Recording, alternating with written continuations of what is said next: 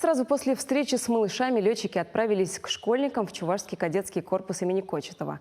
На встречу со стрижами съехались кадеты всех учебных заведений Чебоксар. Некоторые вопросы оказались весьма неожиданными для гостей. Подробности у Екатерины Храмкиной.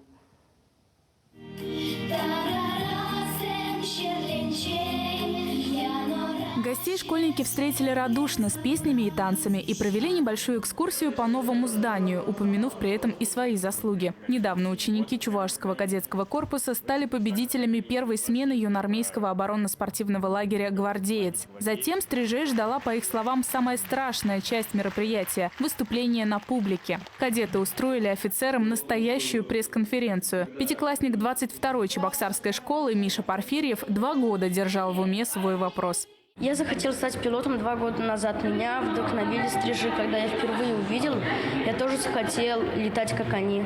Ты летаешь, чувствуешь себя птицей в полете.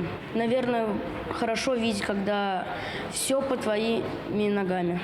Уже сейчас Миша готов работать на результат и спросил у профессионалов, что он может сделать уже сегодня для осуществления своей мечты. Я хочу тебе посоветовать одно – это стараться хорошо учиться и заниматься спортом, беречь свое здоровье, готовить себя к этой непростой профессии военного летчика.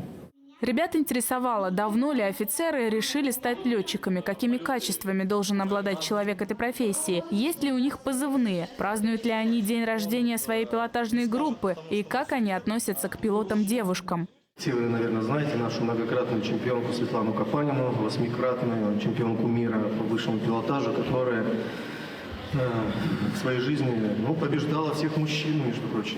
И чемпионаты мира проводятся независимо от пола. Я не против, если девушки хотят быть пилотами. Другое дело, что нужно понимать, что работа летчика-истребителя, она связана с очень большими нагрузками, физическими нагрузками. Поэтому, может быть, это и не нужно совсем девушкам.